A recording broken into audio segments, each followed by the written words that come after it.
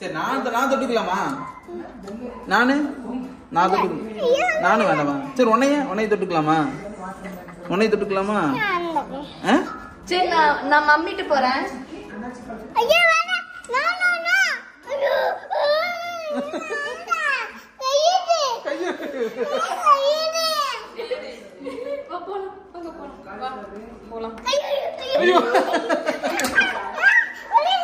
சரி இங்கிரு, அம்மாவை கட்டி போட்டு மூட்டைக்குள்ள போட்டு நாங்க எடுத்துட்டு போறோம்.